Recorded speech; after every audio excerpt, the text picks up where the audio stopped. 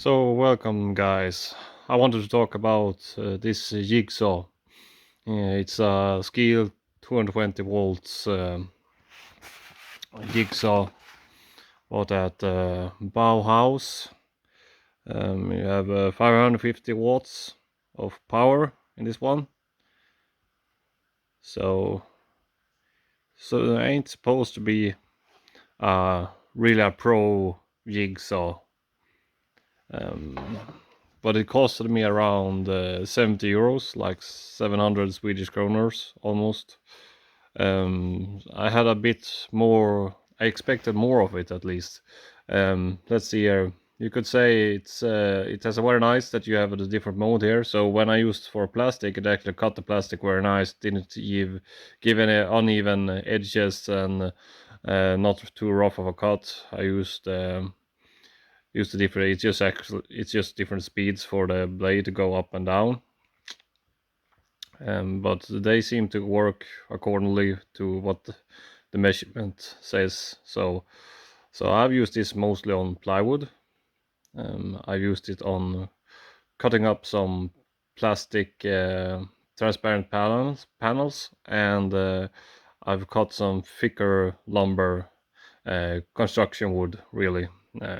So I've done almost most things on it.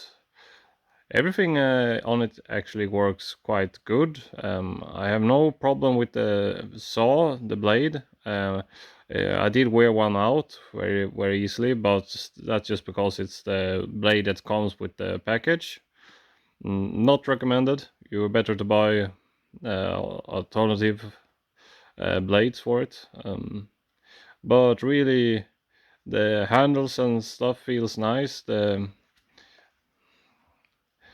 trigger is easy to use, and pressing on the side is very easy, so you can unlock the safety. I find it a bit ridiculous to have it, since it's not a battery version. Usually you have that on a battery version, otherwise you can just push the trigger to move, but I think the safety department has something to do with that, so but really the biggest issue with this is that from the first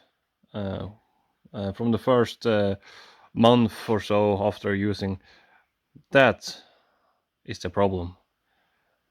So as you can see here, there's a bolt there, and there's a small tab that's supposed to be pressuring on the inside here, so that this cannot flip around. As you can see, it's U-shaped, and that's supposed to press it up so that it remains flat on the surface. You're supposed to be able to just unscrew it a little bit, and you can tilt this edge up here, so you can do cuts at different angles.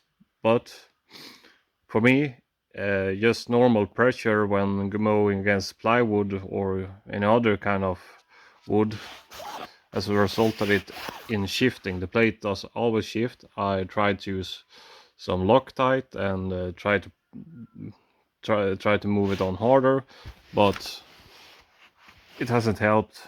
I think that's a really big fault with this unit. I mean, this is supposed to keep this lock. I would have wanted to see some more intricate design. Like, it shouldn't just be a plate. There should be actually a tab that goes into this bottom plate and locks it against inside this plastic, so it can't really do any difference. So it cannot slide around, because you don't want it sliding around when you're cutting. All of a sudden you're this angle, and then all of a sudden it's this angle, even though you're holding it straight when you're cutting. So a bit of pressure and you cause it to shift, and that's not good when you want to cut something straight. You may want a straight line, but this just keeps bobbing around. So the biggest problem with this is the bottom plate. Otherwise, I like the plastic. It's hold on. I've dropped this actually once, and that didn't cause the problem. It was actually after I noticed this tab form, but dropped it and did not take any sufficient damage on anything. The plastic held up nice. It still worked, but still the bottom plate is the biggest issue with this one. I think, in honest review, I wouldn't give this a very high appraisal, seeming that the bottom plate is actually a very important part for it. So I can't really give it anything. Also, here you have so you can change if it's supposed to kick out the dust forward or to the side on this button here, as you can see.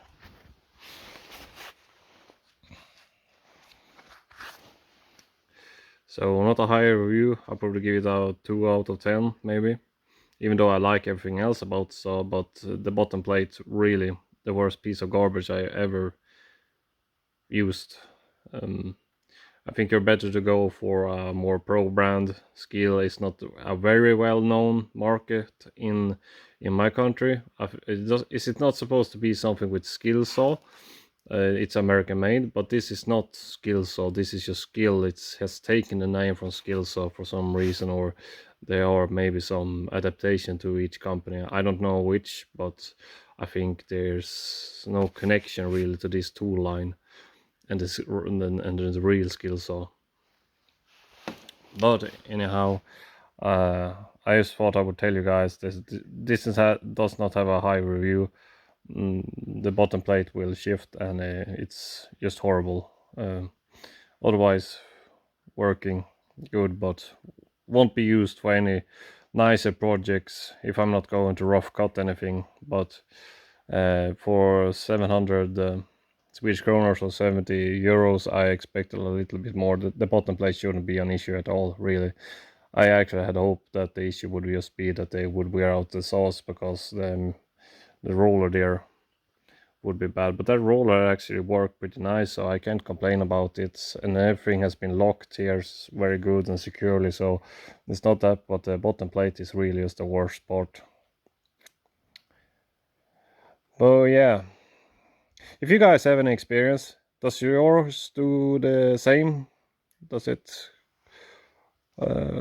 is it also the bottom plate, or have you occurred any other issues? I thought I would try to just open the mind to this tool and why maybe you should not buy it, because it's my honest review. I will also put out a review on the home site or the website on Bauhaus, which are the ones who sells it in Sweden.